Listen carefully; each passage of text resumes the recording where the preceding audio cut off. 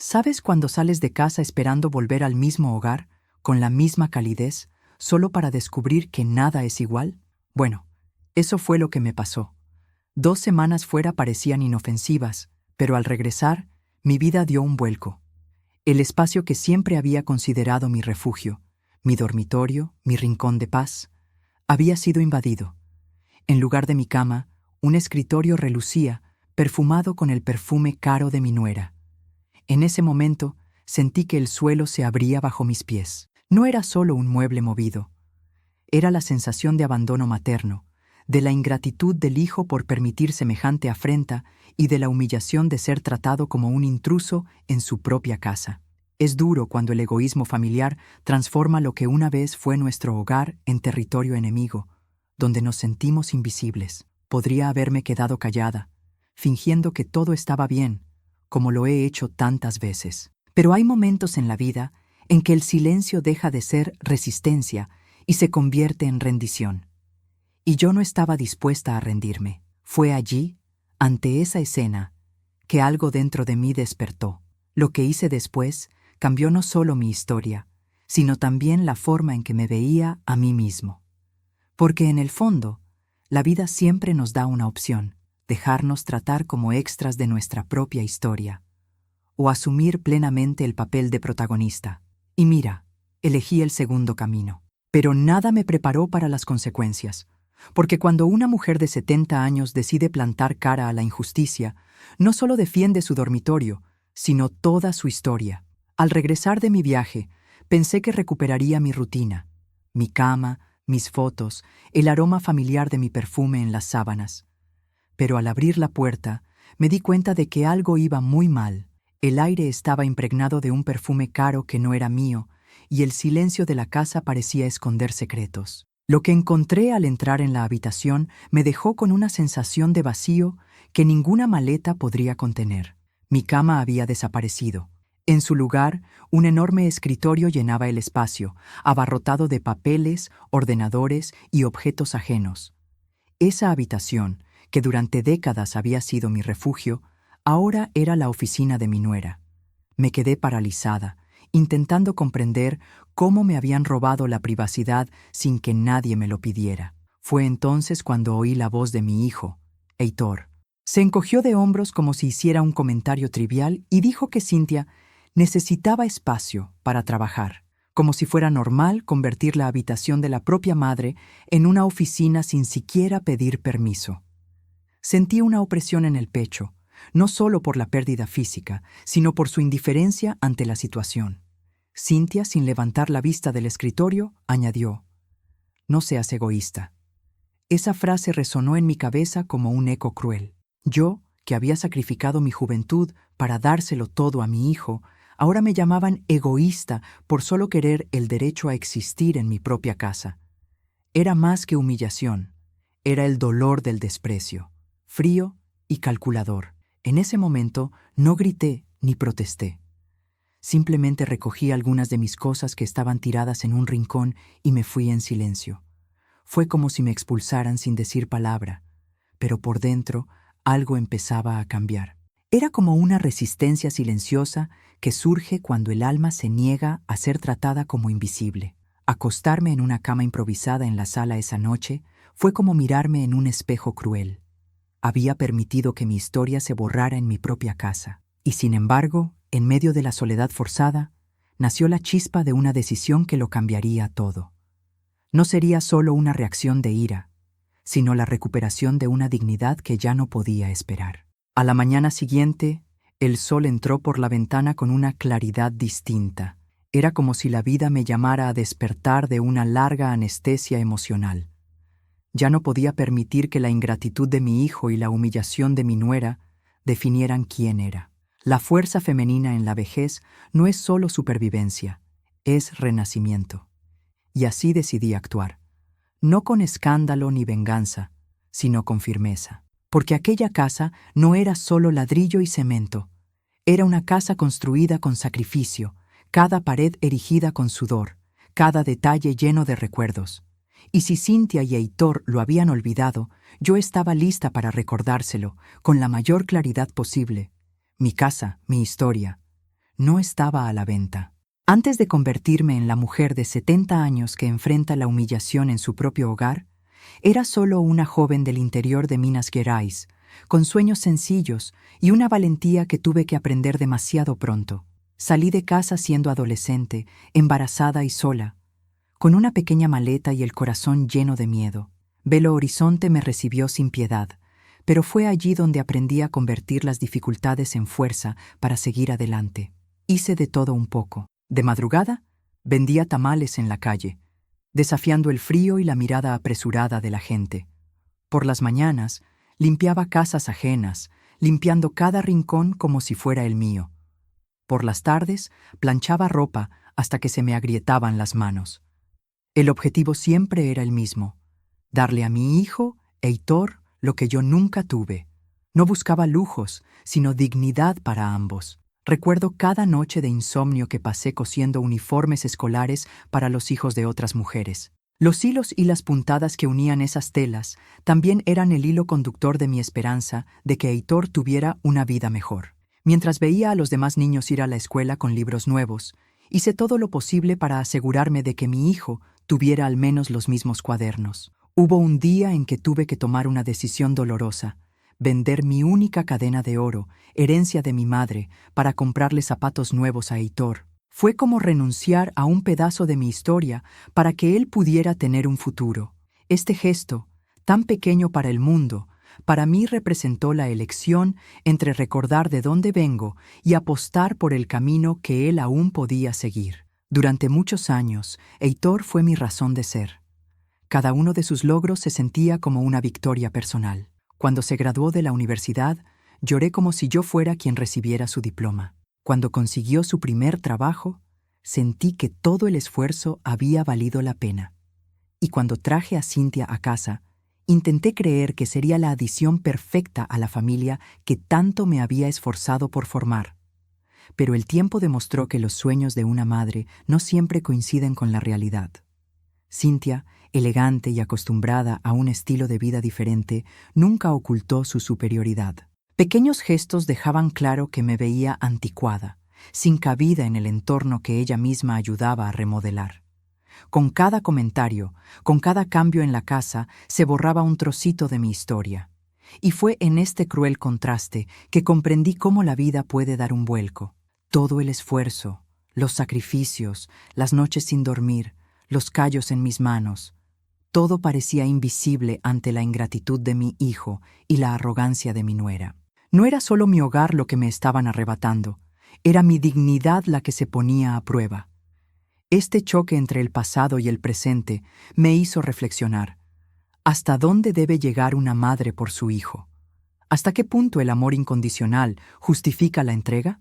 Estas preguntas resonaron en mi interior al comprender que lo que estaba a punto de afrontar no era solo un cambio de muebles o rutina, sino un verdadero conflicto generacional y de valores. Con el tiempo, me di cuenta de que mi presencia en casa ya no tenía el mismo peso. Los pequeños cambios que Cynthia hizo parecían inocentes a primera vista, pero juntos tuvieron un efecto devastador. Mi viejo sillón, donde mecía a Heitor de bebé y lloraba en tantas noches solitarias, desapareció de la sala. Estaba demasiado desgastado, dijeron. En su lugar, pusieron una silla dura y sin vida, una que nunca acogió mi cuerpo ni mis recuerdos. Mis sartenes, que conservaban el sabor de cada receta familiar, también fueron reemplazadas. Estas son más modernas, suegra, explicó Cynthia, presumiendo el brillo del acero nuevo, sin comprender que no era solo metal, sino un pedazo de mi historia, lo que estaba siendo retirado del fuego. Mis especias, antes organizadas a mi manera, aparecieron en frascos con etiquetas que apenas podía leer. Me sentí como una extraña en mi propia cocina. Las conversaciones, antes llenas de risas e historias, empezaron a cesar cuando entré en la habitación. El silencio era la forma más cruel de exclusión. Nadie decía nada directamente, pero el mensaje era claro. Ya no me necesitaban. Las decisiones sobre la casa se tomaban sin siquiera considerar mi opinión. Cuando hacía una pregunta, la respuesta siempre era la misma. No te preocupes, suegra.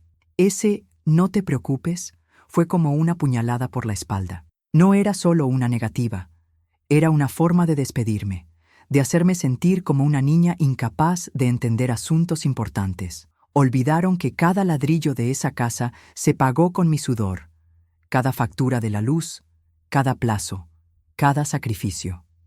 Pero ahora me trataban como si solo fuera una visita inoportuna. Recuerdo que un día, mientras tomaba café en la cocina, oí a Cynthia hablando por teléfono con su madre. Dijo en voz baja: «Ya no sabemos qué hacer con ella. Siempre está por aquí, siempre opinando. Pero esta casa debe valer más de $1.000.000. Es mucho dinero tirado». La taza casi se me resbala de las manos. Era como si ya estuviera muerta y mi casa fuera solo un premio en juego. En ese momento, sentí el dolor del desprecio en su forma más cruda. No se trataba solo de muebles, ollas y sartenes, ni de decisiones domésticas. Se trataba de hacerme invisible en la casa que había construido. El abandono materno no solo ocurre cuando un hijo se va, sino también cuando se queda, permitiendo que alguien más borre la presencia de su propia madre. Cada día me encogía un poco más, intentando no estorbar, intentando adaptarme a los cambios que llegaban sin previo aviso. Pero dentro de mí, una llama empezó a crecer. Una resistencia silenciosa que decía: «Hasta ahora has resistido. De ahora en adelante necesitas reaccionar». Y fue en ese momento de humillación acumulada que tomé una decisión inesperada. Necesitaba distancia, necesitaba respirar. Me iría unos días, pero sin imaginar que este viaje sería el detonante de todo lo que vendría después. Decidí que necesitaba aire, silencio y un espacio donde poder ser yo misma. Así que reuní mis ahorros y viajé a casa de mi hermana Aurora. Estaba a solo 2 semanas, pero para mí fue una eternidad. En cuanto llegué, sentí que se me quitaba un peso de encima. Allí nadie me trataba como una molestia. Allí respetaban mi edad y cada palabra que decía importaba. Aurora me recibió con el cálido abrazo que solo los hermanos pueden dar. No necesitó muchas explicaciones. Solo tuvo que mirarme a los ojos para comprender que algo dentro de mí estaba roto. Durante las largas noches que pasamos hablando, le abrí mi corazón. Hablé del dormitorio convertido en oficina, de la indiferencia de Heitor, de la arrogancia de Cynthia. Aurora escuchó en silencio, dejando que mis lágrimas hablaran junto con mis palabras. Un día, mientras pelábamos verduras juntas, me dijo algo que jamás olvidaré. «Criaste a un hijo desagradecido, pero es tu casa. El nombre de la escritura es tuyo. Tú decides quién vive ahí, no ellos». Esas sencillas palabras me inundaron de claridad. Por primera vez, me di cuenta de que no era solo una víctima, aún tenía poder. Durante esas 2 semanas volví a ser como antes de la lesión. Ayudé a Aurora con su pequeño negocio de refrigerios. Me reí como no me había reído en meses y recordé lo que se sentía al ser considerada útil. Fue durante ese tiempo que comprendí una dura verdad. La bondad sin límites, con el tiempo, se convierte en debilidad. Había sido demasiado amable, demasiado tolerante, y habían confundido respeto con sumisión. En el autobús de regreso a casa, pasé 6 horas mirando el paisaje por la ventana, reflexionando sobre todo. Pensé en los años que guardé silencio para evitar discusiones, los momentos en que me tragué el dolor solo para no molestarlos. Pero me di cuenta de que cada silencio que hacía era otro ladrillo que usaban para construir el muro de la indiferencia. El viaje me costó $500, ahorrando centavo a centavo. Para muchos, podría parecer un gasto inútil. Para mí, fue una inversión invaluable. Porque al regresar, no solo traía una maleta llena de ropa, sino también claridad mental y fuerza de decisión. Sabía que al volver a cruzar la puerta de mi casa, nada sería igual. El perfume de Cynthia aún flotaba en el aire, pero esta vez no respiraría en silencio. Estaba lista para exigir lo que me correspondía, y en el fondo ya lo sabía. Al regresar, encontraría algo aún más doloroso que la ausencia de mi habitación. Pero también sabía que esta vez no huiría de la batalla. Volver a casa después de 2 semanas fue como abrir un libro que yo mismo había escrito, pero que alguien había republicado sin mi permiso. En cuanto llegué, Me di cuenta de que incluso habían cambiado la cerradura. Mi llave ya no funcionaba, y tuve que tocar el timbre como si fuera una visita indeseada. Cuando Heitor abrió la puerta, la sorpresa en su rostro no era de alegría, sino de incomodidad. Entré y noté que la habitación había cambiado. El sofá estaba en otra posición, cuadros nuevos ocupaban las paredes, e incluso el olor parecía distinto, más dulce y empalagoso. Era como si, en tan solo 2 semanas, mi identidad hubiera sido borrada de la habitación. Y el golpe final llegó cuando vi mi habitación. Donde antes estaba mi cama, ahora reinaba el escritorio de Cynthia, abarrotado de papeles, certificados y computadoras. Pregunté con calma dónde estaban mis cosas. Heitor, evitando mi mirada, dijo que lo había guardado todo en la trastienda temporalmente. Temporalmente. Esa palabra sonaba a excusa barata para un plan ya en marcha. Fui a esa pequeña habitación y encontré mi ropa, fotos y recuerdos tirados como escombros, mezclados con escobas y cubos de limpieza. Cynthia no tardó en justificarse. Necesitaba espacio para trabajar, suegra. Este proyecto nos reportará unos 250,000 reales. No seas egoísta, son solo unos meses. La palabra egoísta resonó en mi interior de nuevo, y esta vez no como un insulto, sino como un detonante. Yo, que siempre lo había dado todo por mi hijo, fui acusada de egoísta por solo querer dignidad. El dolor fue inmenso, pero con él llegó la claridad.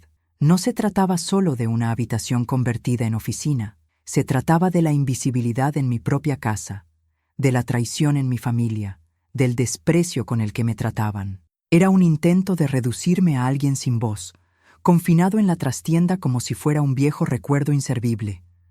Esa noche, tumbada en la cama improvisada de aquella habitación húmeda y estrecha, comprendí que no se trataba de adaptación, sino de una expulsión velada. Cada detalle, desde la cerradura cambiada hasta las persianas grises que impedían la luz de mi antigua habitación, gritaba que ya no era bienvenida, pero si pensaban que lo aceptaría sin hacer ruido, se equivocaban. Mi madre siempre decía: cuando a alguien te falta el respeto una vez, puede que sea casualidad, 2 veces, puede que sea casualidad, pero 3 veces eres tú quien se deja pisotear. Había cruzado esa línea hacía mucho tiempo. La humillación de esa noche fue el empujón que necesitaba. Y por primera vez en meses, me dormí no con lágrimas de derrota, sino con la firme determinación de hacer algo al respecto. No dejaría que me arrancaran de la casa que había construido con sudor, ladrillo a ladrillo.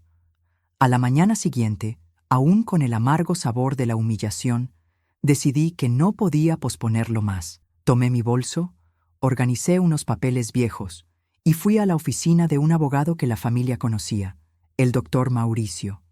Me recibió con un firme apretón de manos y una mirada seria. Le conté todo, desde el cambio de cerradura hasta la acusación de egoísmo. Me escuchó en silencio, tomando notas detalladas. Cuando terminé, Mauricio me miró a los ojos y dijo: «Doña Marina, esta casa es suya. La escritura está a su nombre, y nadie puede simplemente relegarla a una trastienda. Pero tenga cuidado, por lo que me contó, su nuera parece estar preparando una interdicción». Esa palabra me cayó como un balde de agua fría. Interdicción significaba ser declarada incompetente, perder mi autonomía, quedar reducida a un fantasma dentro de mi propia historia. El abogado me explicó que era una táctica común en casos de violencia financiera, utilizada de forma distorsionada por yernos y nueras que querían apropiarse de los bienes de sus mayores. Me aconsejó que empezara a documentarlo todo: fotos de cambios realizados sin mi autorización, grabaciones de audio de conversaciones, incluso recibos de compras que demostraran que el dinero para el hogar siempre salía de mi bolsillo. En ese momento me di cuenta de que no bastaba con sentir el dolor del rechazo. Necesitaba convertir ese dolor en evidencia. Empecé a registrar cada detalle: la pequeña habitación húmeda donde me habían ubicado, el sillón que había desaparecido de la sala, las ollas y sartenes antiguas que habían sido reemplazadas sin mi consentimiento. Cada objeto perdido era un fragmento de mi historia que se borraba, y no iba a dejar que pasara desapercibido. Mauricio también me aconsejó que no confrontara directamente a Heitor y Cynthia por ahora. Podrían usar tus reacciones como argumento para decir que eres emocionalmente inestable. Deja que se muestren, dijo. Fue duro de oír, pero tenía sentido. A veces, el silencio puede ser más estratégico que 1000 gritos. Regresé a casa con una libreta nueva, donde anoté cada falta de respeto.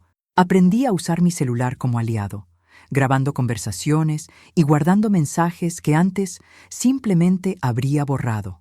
Empecé a observarlos a ambos, ya no con los ojos de una madre herida, sino con los de alguien que sabía que libraban una batalla silenciosa por su dignidad. Con cada nota, sentía que algo nuevo surgía en mí, una resistencia silenciosa, firme e inquebrantable.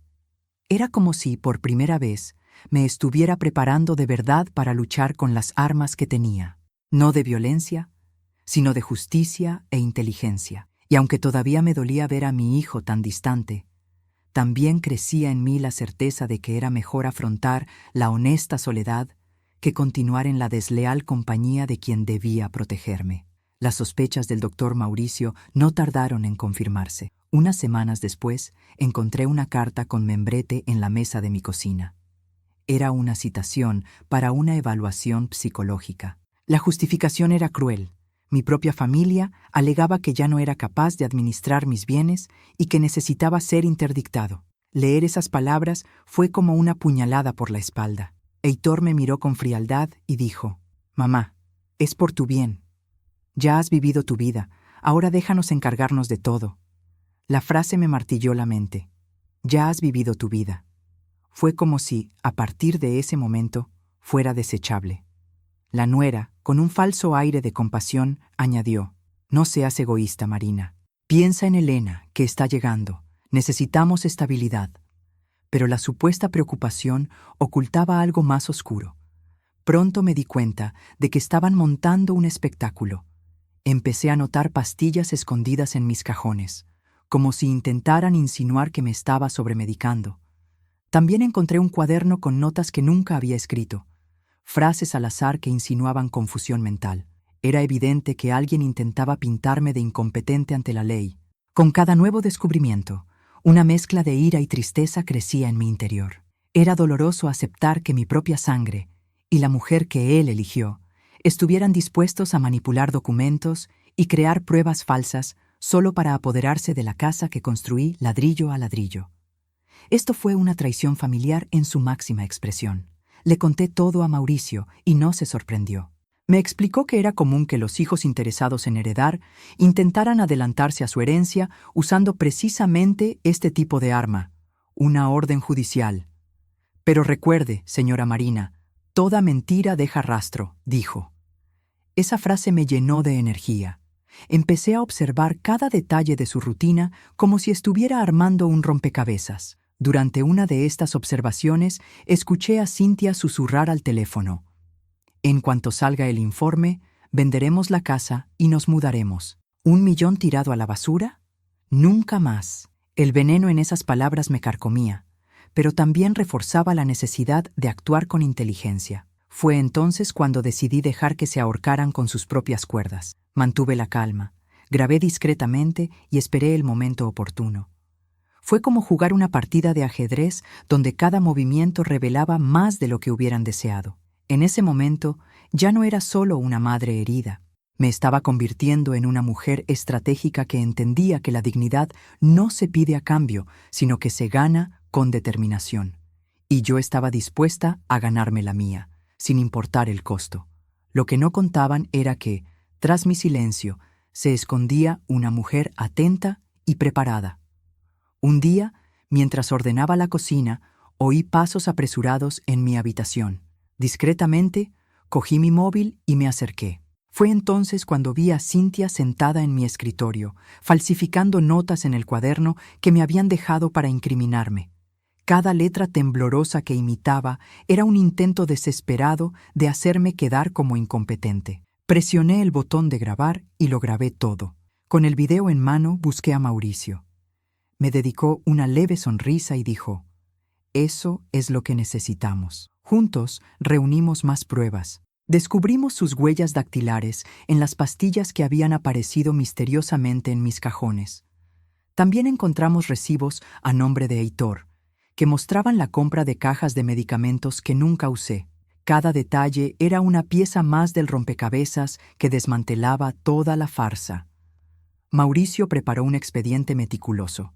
No era solo una defensa, era una prueba irrefutable de que fui víctima de violencia financiera y psicológica en mi propio hogar. Al revisar esos documentos, me di cuenta de que ya no era la misma mujer que aceptaba el silencio como respuesta. Estaba alzando mi voz con claridad, firmeza e irrefutablemente. El enfrentamiento se produjo en una reunión programada por el juez a cargo. Cintia entró con aires de falsa inocencia, Heitor con la frente en alto, como si estuviera seguro de la victoria.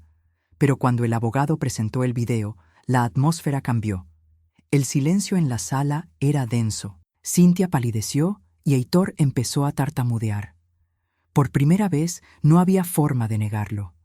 En el calor del momento, ambos admitieron, en parte, su plan. Querían vender la casa, quedarse con el dinero y enviarme a una residencia de ancianos. Escuché cada palabra como si fuera una sentencia de muerte para la relación que aún mantenía con mi hijo. Se me encogió el corazón, pero al mismo tiempo sentí una extraña libertad. Por fin, la máscara se había caído. El juez ordenó una investigación más exhaustiva, pero ya estaba claro quién intentaba manipular la situación. Mientras tanto, mantuve la calma. Dentro de mí, la resistencia silenciosa se transformaba en una fuerza activa. Era como si, tras tantos años de sacrificio, por fin hubiera encontrado mi propio escudo. Salí de esa habitación con una mezcla de dolor y alivio. Dolor al ver hasta dónde estaban dispuestos a llegar. Alivio al saber que, por fin, la verdad había encontrado la manera de revelarse. Con cada paso, sentía que recuperaba mi dignidad. Y aunque la batalla no estaba del todo ganada, ya sentía que el punto de inflexión había comenzado. Era solo cuestión de tiempo para que la justicia diera su veredicto final. El día de la audiencia final llegó con el peso de mi vida. Me senté ante el juez con las manos firmes en el regazo, cargando conmigo no solo los documentos y las pruebas, sino también todos los recuerdos del sacrificio que me había llevado hasta allí. Cuando el juez anunció la decisión, me entristeció el corazón. La casa era, sin duda, mía, y Heitor y Cintia estaban legalmente obligados a irse. Fue la victoria de la verdad sobre la manipulación. La noticia los golpeó como un balde de agua helada. Cintia intentó argumentar, alegando su embarazo y suplicando compasión. Heitor, con la voz entrecortada, dijo que todo era una exageración, que yo estaba siendo cruel con mi propio hijo. Pero esta vez no me dejé intimidar. Los miré a ambos a los ojos y respondí con firmeza. El respeto no se vende. Mi hogar, mi historia. Unos días después llegó el alguacil. La escena era tensa. Arrastraban maletas, desmontaban muebles a toda prisa. La frialdad en la mirada de Cintia contrastaba con la vergüenza grabada en el rostro de Heitor. Observé en silencio, no con placer, sino con la certeza de que era necesario. A veces, proteger la dignidad exige decisiones que nos salen de dentro. Al marcharse, Cintia jugó su última carta. Se llevó la mano al vientre y dijo con aires teatrales: ¿Vas a negarle un hogar a tu nieta que aún no ha nacido? La frase resonó por la sala como un último intento de manipulación. Pero en lugar de dudar, respondí con calma. Prefiero la honesta soledad a la compañía desleal. Mi nieta merece un futuro limpio, no uno construido sobre mentiras. El alguacil confirmó el desalojo y la puerta finalmente se cerró tras ellos. Sentí que se me quitaba un peso de encima. No se trataba solo de la casa. Se trataba de recuperar algo que me habían arrebatado poco a poco. Mi autonomía, mi voz, mi lugar. Por primera vez en mucho tiempo, ese espacio volvía a sentirse mío. En los días siguientes, recorrí las habitaciones con una mezcla de dolor y gratitud. Dolor por la ruptura familiar, gratitud por no haberme callado. Las paredes que antes resonaban con desprecio ahora albergaban el recuerdo de una victoria ganada con valentía. El viejo sillón parecía sonreírme, e incluso mis ollas, antes escondidas, volvieron al armario de la cocina como símbolos de resistencia. Y aunque sabía que el futuro traería nuevos desafíos, Una certeza ya estaba clara. Había demostrado que nunca es tarde para defenderse. Esa edad no me hizo frágil, sino más sabia. Y esa dignidad, cuando se protege, tiene el poder de transformar hasta la mayor humillación en triunfo. En ese momento, comprendí que esta no era solo la victoria de una mujer de 70 años. Era la victoria de todas las madres, abuelas y mujeres que han sido silenciadas en sus propios hogares. Los días siguientes fueron silenciosos, pero no vacíos. Por primera vez en muchos años, mi casa respiraba paz. Podía caminar por los pasillos sin sentir miradas de reproche. Podía abrir mis cajones sin temor a encontrar pruebas falsas en mi contra. El simple acto de sentarme en mi sillón y mirar el patio trasero tenía un sabor diferente. El sabor de la libertad adquirida. Pasó el tiempo, y con él la vida me trajo una sorpresa. Tras el nacimiento de Elena, mi nieta, Heitor apareció en mi puerta. No había arrogancia en su rostro, solo un hombre cansado, destrozado por malas decisiones. Llevaba a la pequeña en brazos, y al entregármela, parecía pedir perdón sin palabras. Mi corazón herido vaciló, pero la mirada inocente de Elena abrió una ventana de esperanza. Poco a poco se estableció una nueva rutina. Heitor empezó a visitarme con frecuencia, trayendo a su hija a pasar las tardes conmigo. Mientras mecía a mi nieta, sentí una calidez que ninguna victoria judicial podría traer. Era como si Dios me hubiera dado una nueva oportunidad de amar sin miedo, de sembrar cariño donde antes solo había amargura. En cuanto a Cintia, incluso después de la inminente separación, nunca mostró verdadero arrepentimiento. Sus visitas eran escasas y frías, siempre llenas de excusas vacías, pero ya no esperaba nada de ella. Comprendí que algunas personas no cambian, y que mi deber no era guardar rencor, sino elegir no dejar que me volvieran a herir.